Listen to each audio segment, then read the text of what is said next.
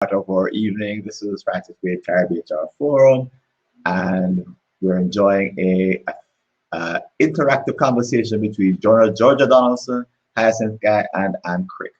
And I'm going to bring them back up on the stage just as fast as my fingers can work so that I can get out of the way and they can conduct the Q&A so that, okay, here's Georgia. Yeah, I'm back.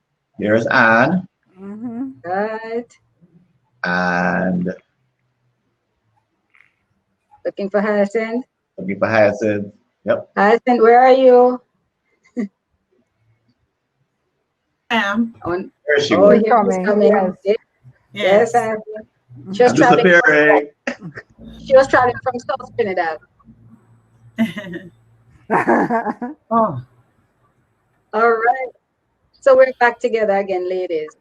What we want to do now is open up and give an opportunity now for attendees if they have questions or anything in particular that they want to raise. So, And Francis, you guide us. So they're able to mic up and speak? Or will they have to type in the Q&A? we have one already, Georgia. Sean wants to know where we have Sorry? one already.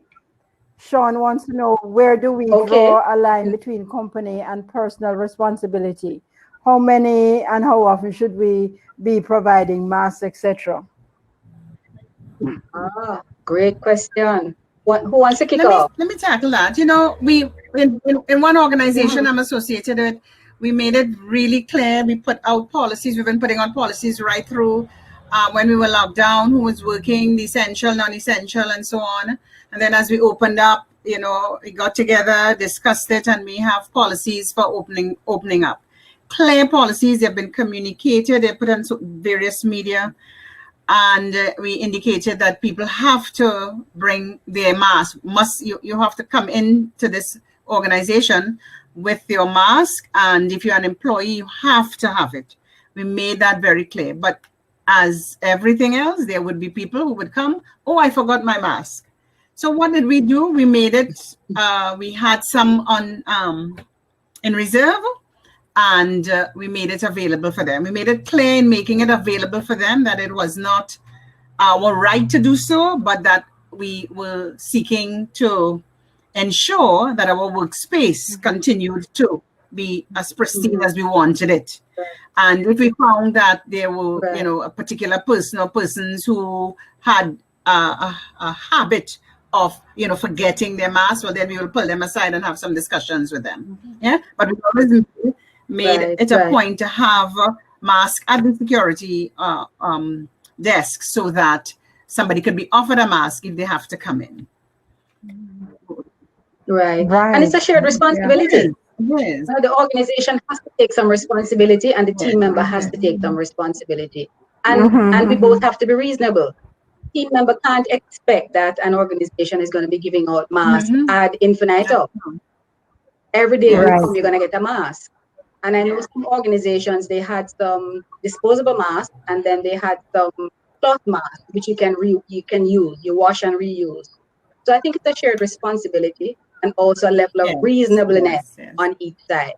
And yeah, I agree with you. And I think that it's a stance that you adopt, because if you have had a good relationship with your employees, direct reports, and so on, they're actually on the side of the organization. So they're not going to be making these kind of things that, you know, let me try to get as much hand sanitizer or wipes from them as possible, because they recognize that, you know, hey, the ship is sinking a little bit because, you know, let's say you're a restaurant, you've been closed for 4 weeks, and the last thing we want to do is to, you know, be putting impossible demands on it. And I do believe in this personal responsibility. I know when our schools were reopening for just the CXC students to go back, and the Ministry of Education was saying, well, and masks will be provided for the students. And I was thinking, oh no, we want people to understand that this is not government wanting you to wear your mask. You know, Big Andrew says you must wear it, so here it is. It's actually you're wearing it to protect you, and because you're going to carry it home to granny and to mommy and so on. So we want you to be protected from catching it as much as possible. And I think we need to put that into people's heads. Otherwise, we're going to have this kind of, with just a few people, but a few people, many of our organizations are on the edge financially, will drag us down. So we want them to know it's personal responsibility as well. Yeah, I think so. I think so. Yeah. It really is shared responsibility. Good. Is there any other question that anybody wants to ask? Not seeing any in the chat right now. What? Yeah. Right. One of the things and we spoke about engagement earlier, and Hyacinth mentioned engagement. Maybe you would just want to speak a little longer on engagement, and what are some of the things, specific things that we can do to engage in a pandemic, in a crisis? It's hard enough sometimes, when people are disgruntled, but in an area where there's fear. What are some of the I have found that if you engage, and I'm using the word again, but if you engage people in what it is you are doing or planning to do, then you are halfway there. A lot of times we think that it's just about communicating, and we define communicating as, well, I am telling you, I am talking to you, but that is half of communicating, perhaps even less than half. And we feel that if we tell people, well, this is the problem we have, we're having financial problems, we have to do this, we have to do that. And we feel that once we tell you that your intellectual and reasoning brain will kick in and you would say, okay, I will jump and do this. But it doesn't work like that. It's not like if you communicate and then people will act. In the middle of that communicating and acting is engagement. You have to connect with people, and to connect with people is when you engage them. You make them a part of the discussion. You solicit their views. You hear what it is they have to say. Because when people are part of creating something, they take ownership of it. And so we have to communicate. We have to make sure we make that connection, and then people will act.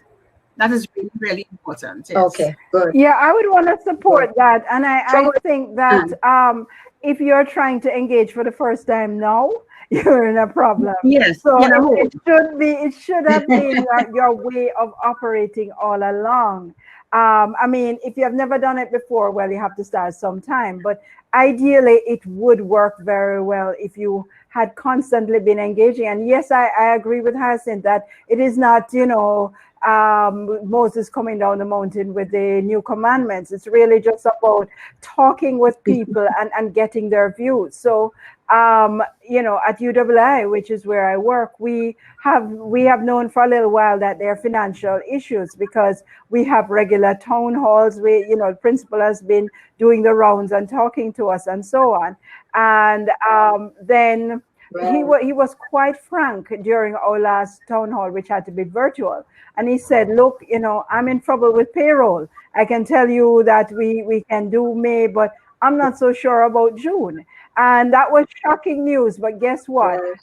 He asked for ideas, he asked for input and so on. And then when somebody from the media burst a story a couple of weeks later, or people mightn't be paid, etc., I was able to go on Facebook and say, no, here is the situation, because I felt a part of the discussion and so on. And I think that that's really important for leaders to be doing, and really to be saying, what are your ideas? What do you think? Because people have so many great ideas that we do not take on board because we go higher, and not to knock consultants, because I'm one, Hyacinth is one, you're one, but there are times many people have the idea right there and they're looking and saying, why are they bringing in somebody? I could have told them that. So yeah, let me ask them.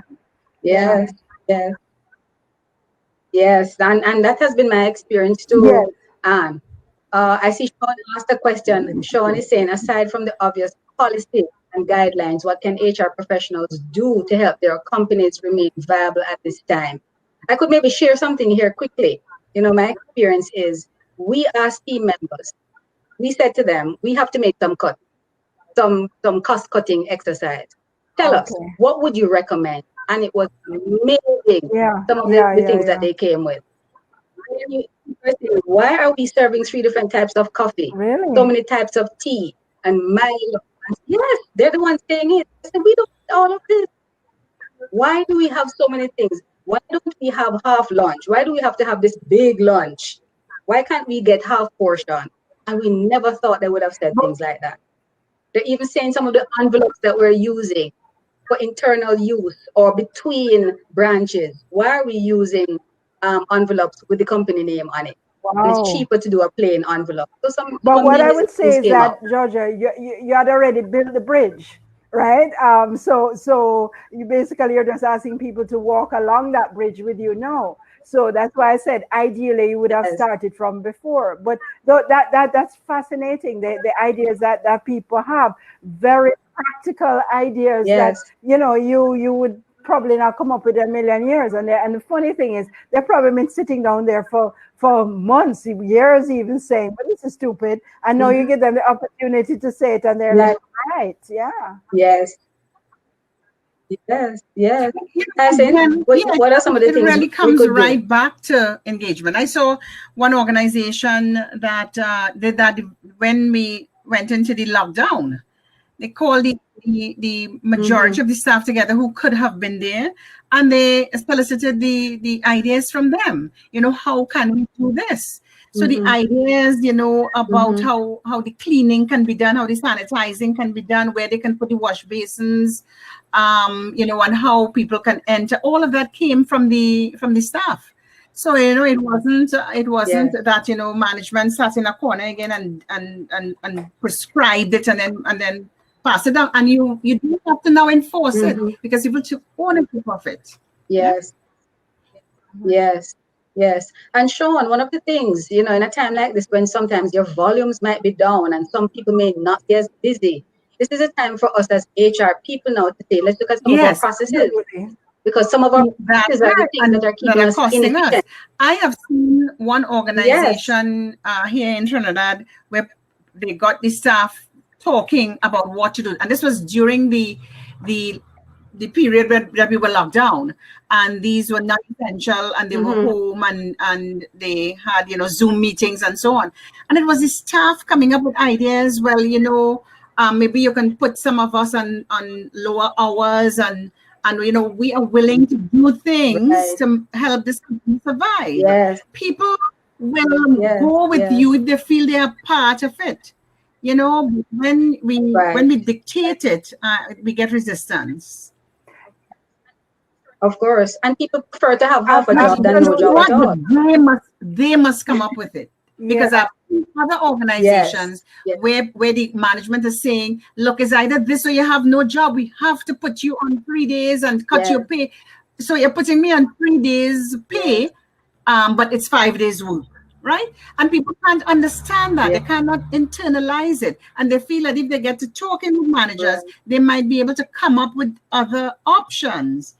And if something they have to fall back to that very same option, because you're part of it, it will be better received and better embraced. Right. One of the things I've been thinking I just put in the chat about a lot, Georgia, is the paradigm, because I believe that paradigm shape how you approach life, right? And with the pandemic, we can think of it in two ways. One way is it a pause or is it a reset? So if it's a pause, then you just stop and you just wait with, okay, we can get back to the way things were. But if you think of it as a reset, then you say, okay, no, this is a time for us to do some of the things that you ladies have spoken about, to rethink our work. I was reading up earlier about Parkinson's laws, and one of his laws is, he has two, I think, and one of his laws is that we keep adding people and so on. And you think about how our organizations are. I'm not saying that having plenty people is a bad thing, but most of the time we're adding plenty people where they're not necessarily adding value. So as we reset, as we're going there, we say, okay, this is a step we have in our processes. Do we actually need this step? Can we revise? And I think that HR can help a lot with that. So we can help in thinking about, well, the job evaluation, the job description, and so on. This is where we bring a lot of value to the process instead of just waiting so we can go back. So yeah, we have done telecommuting, but we can bring a science to it. who works best with telecommuting. We can start studying those things right now. What personality type? And if we say we're going forward with telecommuting and flexible work schedules and so on, one of the things that I would suggest to everybody, who manage that well? Meaning not a name, but what personality type. So for example, like UMB, where you do psychometric testing, then that could be something that you add to it and you look out for to say, these are the types of individuals we need, because not everybody manages that well. So if you're going to go that way in the future, you need it. And certainly the other thing I would think about is who managed on this uncertainty well. Some people just collapsed, and that's not an indictment on them, but one thing going forward, more uncertainty. So we need to think through, who do we hire? So HR has a lot of value. I'm answering Sean's question that we can bring, but we need to do it scientifically. And I really want to keep stressing that. I know the world, led by certain countries, is going anti-science, but I'm a social scientist, and I believe that, no names, right? But I believe that we must use the science to drive us. Yes, totally agree. When I flip over to the Q&A, I laugh when I see this one. It says, how do you suggest handling employees who do not wish to comply with new safety measures, such as wearing the mask, etc.? Take them to one of the hospitals with the pandemic patient. Shock therapy. Yeah, I read this thing going around on Facebook. If you don't like wearing a mask, you're going to hate wearing a ventilator. Right? Thank you. So that's kind of the shock. So we need to have some signs in our offices with that. Exactly. Yes, have some platform or something in the office with that. But seriously, any other way you think? How can we really encourage people to comply? Is it just moral suasion? You have to start with that, and you have to appeal to people's good senses. But there comes a time when you have to step that up and take sanctions. You have to. You don't want to start with sanctions. You will ease into it because you will hope people are reasonable. But if it gets to the point, you have to ensure that your standards are upheld. And you have to take some sanctions when people refuse to adhere to these basic safety requirements. It is not an option anymore. And it's not kindergarten. It's not kindergarten, yes. And we have to appeal to their sense and sensibilities, Talk to them about when you go home. Absolutely. What are you taking home if you don't protect yourself? So it's a show and tell. Because sometimes we believe people have that sense and presence of mind. And also leadership needs to model it. So if you say wear a mask and you don't wear one, if you don't socially distance, what are you saying? So as uncomfortable as it is, we're going to have to do these things ourselves as leaders. Yeah. Yes. Mea culpa. Yesterday I said to my team, I said, ladies, I only have ladies on my team. Ladies, I want you to wear a mask and I'm not wearing a mask. Yeah, please forgive me. And I promptly went on my mask. Yes. All right, good. What was the other question? So I'd really want us to jump now into our case studies. So Francis, this is where I ask you to take over. You're going to be showing the case studies, or you had already sent out. Is Francis jumping back in? Yes, he's probably making. He's coming in. Yes. Just before we do that, did you see the 3 or so questions on the Q&A, under the Q&A tab?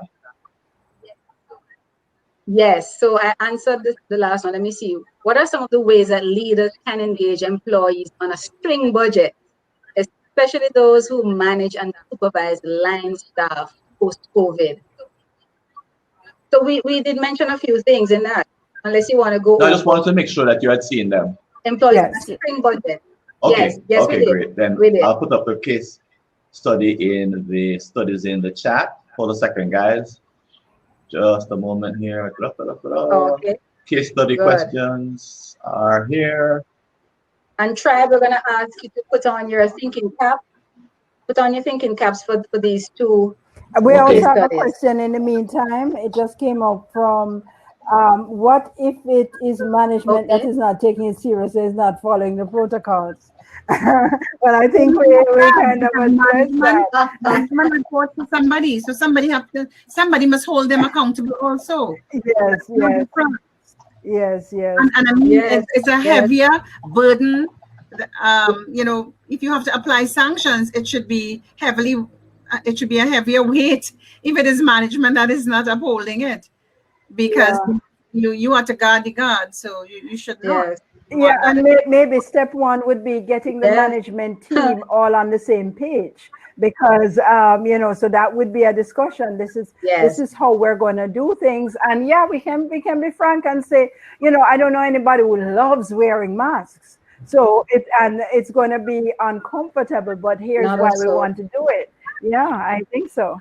So Francis has the first question now, Patty. Yeah. The only nobody likes wearing masks other than Zorro. Oh, we did it. That's a good Okay. one. That's a good one. All right, guys. So we're gonna jump out of presentation mode and go into networking mode to answer the questions at your tables. And how long will we be spending at the tables, Georgia? Okay, great. So we'll do a countdown and let people know how much time they have. So the idea is to answer these questions. I'll also put a link to the questions online, so we have them. If you want to copy and paste them, or if you want to use the link, they'll all take you to the same place, which is, so that there are two questions. Let me read them out. Right. Utopia Hotel is reopening its doors to guests, and the entire team is given 1 week's notice to return to work on site. Guests will arrive from high-risk countries. And then that's the questions, the same questions are applied to both cases. And the questions are, what are the likely challenges to be faced in both cases? And what is HR's role in preserving life and livelihood / maintaining business continuity while managing health risks? So that's a hotel. And then case number 2 is about a manufacturing plant called Juice Mania. It's reopening its factory to full production.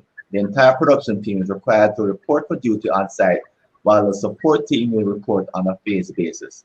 And again, the same 2 questions apply. So we're going to go over into networking mode, answer questions with your colleagues, and then we'll call you back into presentation mode in about 10 to 15 minutes. Of course, the facilitators are going to be your presenters and your hosts. So I'm going to stop the recording, and then we're going to jump over.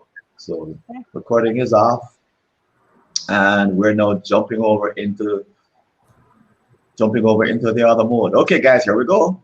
Hold tight.